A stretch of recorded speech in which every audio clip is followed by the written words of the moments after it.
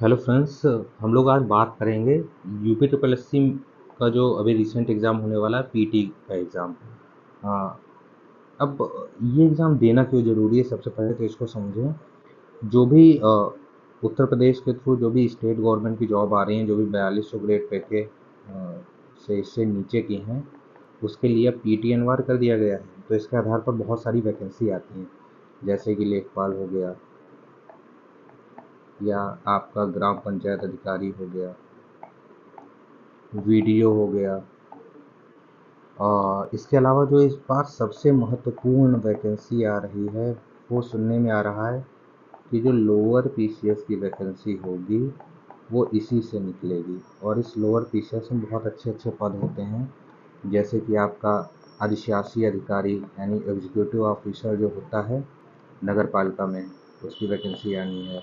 इसके और इसमें एक होता है मार्केटिंग इंस्पेक्टर, और एक होता है जैसे चकबंदी अधिकारी। इस टाइप के बहुत सारे पद होते हैं जो कि लोअर पीसीएस में होते हैं। अब लोअर पीसीएस के एग्ज़ाम को यूपी ट्रिपल एससी ही कंडक्ट कराता है। तो ऐसा सुनने में आ रहा है कि 2025 में लगभग 1000 या उससे ज़्यादा पद हैं जो कि आपके इसी 2025 की पीईटी से लिए जाएंगे। तो इसलिए बहुत ज़्यादा इम्पोर्टेंट हो जाता है कि हम किसी भी तरीके से 95 प्लस परसेंटाइल के ऊपर का स्कोर करें, जिससे कि अगर हमारी 1000 वैकेंसीज़ के आसपास आती हैं लोअर पीसीएस की, तो उसके लिए हम लोग एलिजिबल हो जाए। अब होता क्या है, जो लोग पीटी क्वालिफाई कर लेते हैं उसको फिर शॉर्टलिस्ट किया जाता है अपकमिंग एग्जाम्स के लिए। अगर हमें मान के चलते हैं कि अगर 1000 वैकेंसी लोअर पीसीएस की आ रही हैं, तो इसमें 40 टाइम्स यानी लगभग 40,000 लोगों को शॉर्टलिस्ट किया जाएगा आगे के मेंस के एग्ज़ाम के लिए। और इसमें अब इंटरव्यू होता नहीं है। तो जब इंटरव्यू नहीं होता है तो इसी परसेंटाइल के बेसिस पर रिक्रूटमेंट होगा, और इसी परसेंटाइल के बेसिस पर उनको मेंस देने का मौका मिलेगा, और उसके बाद उनका चयन हो जाएगा।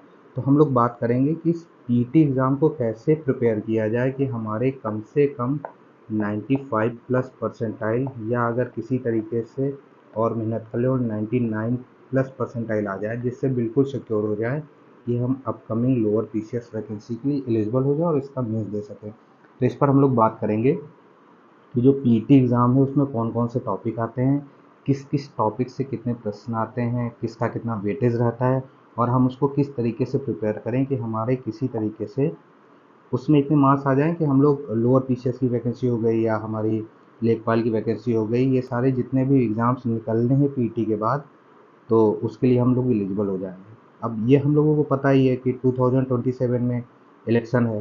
तो इलेक्शन को ध्यान में रखते हुए गवर्नमेंट भी ये प्रयास करेगी कि जितनी ज़्यादा से ज़्यादा वैकेंसी निकाल दी जाए। तो अगर ज़्यादा वैकेंसी निकलेंगी तो मोस्ट प्रोबेबली मेरा मानना है कि 2026 में ही वैकेंसीज़ को क्लियर कर दिया जाएगा और ज्वाइनिंग भी दे दी जाएगी। अब ये सारी प्रोसेस तो बात की है, लेकिन इसके लिए ज़रूरी है कि किसी भी तरीके से हम लोगों को पीटी के एग्ज़ाम में इतने नंबर आ जाएं कि हमारा 95 प्लस तो बने ही बने, और 99 प्लस परसेंटाइल हो जाए तो उससे अच्छा कुछ नहीं। मैंने अभी तक के तीनों पीईटी के एग्ज़ाम दिए हैं, और तीनों पीईटी के एग्ज़ाम में मेरा 99.76 परसेंटाइल के ऊपर ही बना है तीनों में। फर्स्ट टाइम भी 99.76 था, सेकेंड टाइम 99.85 था, और जो लास्ट वाला हुआ था 2023 वाला, उसमें भी मेरे 99.76 परसेंटाइल बने थे। तो आशा करता हूँ कि आप लोग को जो चीज़ें बताएंगे वो अपने अनुभव से बताएंगे। तो अगर आप लोग उसको कवर अप कर सकें और उसी तरीके से प्रिपरेशन कर सकें, तो आप लोगों के भी ठीक ठाक परसेंटाइल आ सकता है और आप लोग आगे के एग्ज़ाम में एलिजिबल हो जाएंगे। तो बात करते हैं कि कैसे प्रिपरेशन किया जाए और क्या क्या टॉपिक्स आते हैं और कैसे हम लोगों की स्ट्रेटजी होनी चाहिए जिससे हमारे मार्क्स ठीक ठाक आ जाएं और पीटी में हम लोग अच्छा स्कोर कर सकें। तो सबसे पहले तो टॉपिक की बात कर लेते हैं कि कौन कौन से टॉपिक्स आते हैं और किस किस टॉपिक से कितना वेटेज है। तो इसमें जो सबसे पहला होता है वो इतिहास। अब इतिहास में उसमें आगे यानी इतिहास आता है। इतिहास के कई सब पार्ट होते हैं, जैसे मॉडर्न हिस्ट्री से अलग आता है, और फिर जो आपका मेडुअल है उससे आता है, भारतीय राष्ट्रीय आंदोलन का अलग वेटेज है। कुल मिलाकर के हिस्ट्री का वेटेज 5+5 यानी 10 मार्क्स का बिल्कुल सीधा सीधा है, डायरेक्ट बेनिफिट है अगर ये हम सॉल्व कर लेते हैं तो। अब इसको हमें कौन कौन से टॉपिक्स आते हैं तो मैंने बता दिया कि एंशिएंट का कुछ पार्ट आएगा, कुछ मेडिवल का आएगा, प्लस कुछ मॉडर्न का आएगा। अब इसको प्रिपेयर कैसे करना है उसको देखते हैं। एंशिएंट के लिए लूसेंट की बुक आप लोग ले सकते हैं। इसमें आपको तैयार करना है मेन इंपॉर्टेंट टॉपिक है, जैसे हड़प्पन सिविलाइजेशन हो गया, इसके बारे में, हड़प्पा सभ्यता के बारे में। इसके बाद में जो आपकी वैदिक संस्कृति है कि वेद कैसे हैं, जिन वेदों को वो जैसे उद्गाता क्या है, होता क्या है, ठीक, ये सारी चीज़ें, ये सब कुछ तैयार करना है। सिंगल लाइनर जितने हो हैं उसको एटलीस्ट तैयार कर लिया जाए जिससे इसमें मिस्टेक ना हो, ठीक। मेडिवल को भी इसी तरीके से पढ़ लिया जाए। मेडिवल में क्या क्या आता है, जो मेडिवल में राज्यों का जो क्रम हो गया इससे क्वेश्चन आते हैं, और जो डायनेस्टीज़ हैं उससे आते हैं। डायनेस्टी यानी जो राजवंश हैं उनसे क्वेश्चन आते हैं, जैसे मुगल है, मुगल के बाद कौन आया, या तुगलक वंश कब आया, लोधी वंश कब आया, ETC इस टाइप के क्वेश्चन आते हैं। मुगल एम्पायर को बहुत कायदे से तैयार कर लीजिएगा कि कौन से युद्ध हुए, किसके समय में हुए, कौन कौन उससे एसोसिएटेड था, ये सारे क्वेश्चन आते हैं। और जो उत्तर मुगल काल है उसमें कौन कौन से राजा हुए, सारी चीज़ें हुई, ये सारी क्वेश्चन आपको तैयार करना। प्रयास से करना है कि जितने भी सिंगल लाइनर क्वेश्चंस हैं वो आपको सारे तैयार कर लेने हैं। बहुत ज़्यादा डीप में नहीं जाना है क्योंकि डीप में जाएंगे उतना समय नहीं और वो उतना इम्पोर्टेंट भी नहीं है। सिंगल लाइनर अगर आप लोग तैयार कर लेंगे उससे सफिशिएंट हो जाएगा। अब जो दूसरा आता है हमारा मॉडर्न इंडिया। मॉडर्न इंडिया में भी ज़्यादा पढ़ने की आवश्यकता नहीं है, बस हम लोगों को ये पढ़ना है कि जो जो घटनाएं हुई हैं वो किस ईयर में हुई हैं, हमको याद करना है ईयर्स। और घटनाओं का जो क्रम है उसको याद करना है। आंदोलन से जो जो लीडर्स एसोसिएटेड थे, कौन कौन किस आंदोलन, जैसे बारडोली से आपके सरदार वल्लभ भाई पटेल थे, नमक सत्याग्रह में कौन थे, इस टाइप के जो भी सिंगल लाइनर हैं उनको हमें बिल्कुल नहीं छोड़ना है। क्वेश्चन सारे सिंगल लाइन ही आने हैं और कुछ इसमें नहीं करना है। अलग से सिंगल लाइनर अगर तैयार कर लिया तो उससे सारी चीज़ें सॉल्व हो जाएगी। बहुत ज़्यादा डीप में नहीं जाना है क्योंकि डीप के क्वेश्चन आने ही नहीं है इसमें। स्टेटमेंट बेस्ड क्वेश्चन नहीं आते हैं, सिंगल लाइन क्वेश्चन आएंगे तो हमको सिंगल लाइन चीज़ें तैयार करनी, ये सारे हमको हिस्ट्री में पढ़ लेंगे। इसके लिए आप लोग लूसेंट ले सकते हैं या एक किरण पब्लिकेशन की बुक आती है, कोई कोई भी एक बुक ले लीजिए। एक ही बुक पढ़ना है, दोनों बुक नहीं लेना है। एक बुक पढ़ेंगे इससे कवर हो जाएगा, बस इतना पढ़ना है। उसको रिवाइज कर लेना है कई बार, ठीक। रिवाइज करने के बाद में वो सारी चीज़ें सही हो जाएंगी। इसमें अलग से कुछ पढ़ने की आवश्यकता नहीं है। अब इसमें फर्स्ट हिस्ट्री वाला हो गया। हिस्ट्री में हमको तीनों कवर कर लेने हैं, एंशिएंट वाला पार्ट भी, मेडिवल वाला पार्ट भी, और उसके साथ में हमारा जो मॉडर्न हिस्ट्री है वो सारा कवर कर लेना है। मॉडर्न हिस्ट्री को ज़्यादा ध्यान देना है क्योंकि उससे सीधा डायरेक्ट क्वेश्चन आ जाएंगे। किस ईयर में क्या घटना हुई है, कांग्रेस का कौन सा अधिवेशन कहाँ हुआ, किस क्रम का हुआ, उसके चेयरपर्सन कौन थे, इस टाइप से सारी चीज़ें आएंगी। अब आते हैं भूगोल में। भूगोल से 5 क्वेश्चन आते हैं। भूगोल से जो 5 क्वेश्चन आते हैं इसमें भी जो मोस्टली आएगा वो इंडियन ज्योग्राफी से आएगा। अब इसमें हमको क्या क्या पढ़ना है, बहुत ज़्यादा इसमें भी जो आएगा वो सिंगल लाइनर ही आएगा। ऐसा नहीं कि इसमें पूरा डीप में कोई क्वेश्चन आ जाएगा।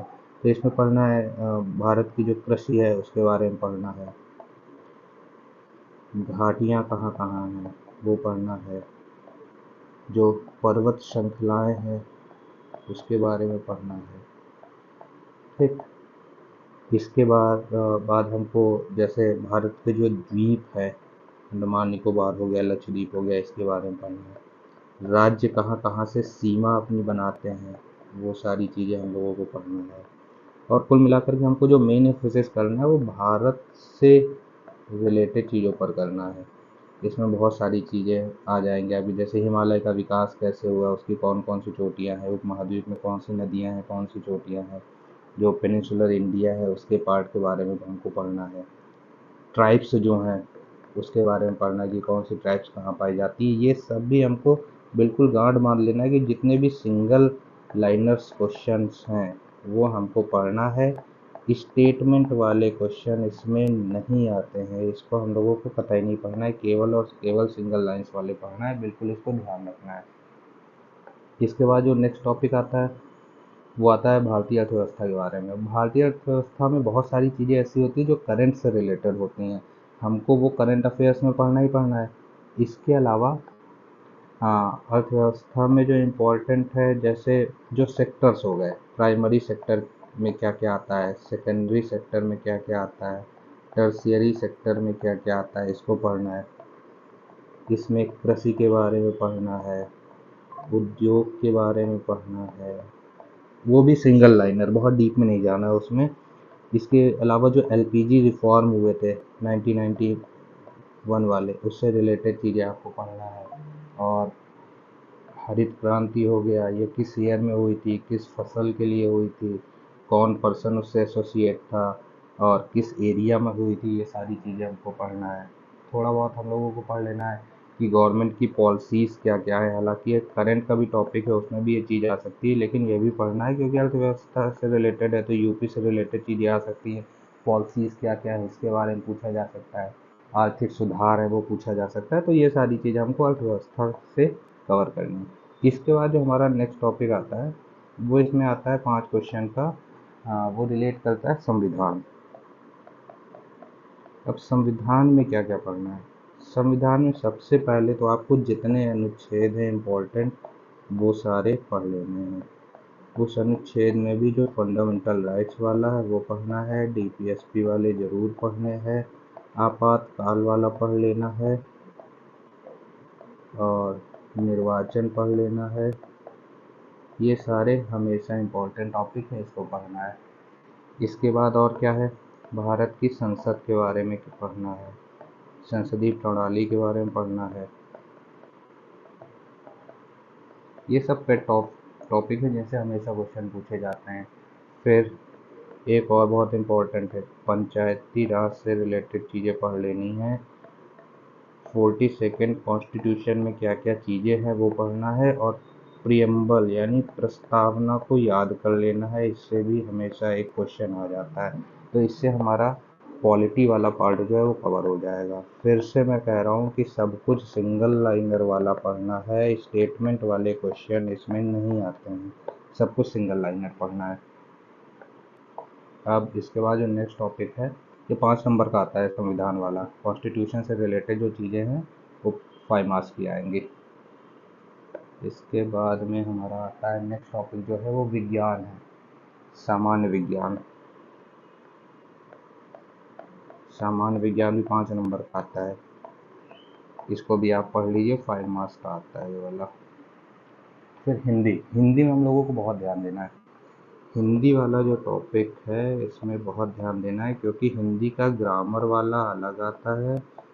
इसके अलावा जो गद्य से आते हैं, गद्यांश वगैरह से आते हैं, उससे अलग आता है, यानी पैसेज वाले जो रहते हैं उसकी बात कर रहे हैं, उससे रिलेटेड क्वेश्चन आते हैं।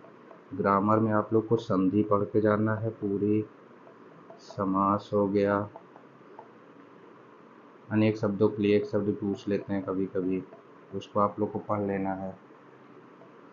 काफ़ी बुक्स आती हैं, जो भी आपको प्रेफर करना हो वो प्रेफर कर लीजिए, बस ये देख लीजिएगा कि गलतियाँ ना हो उस बुक्स में।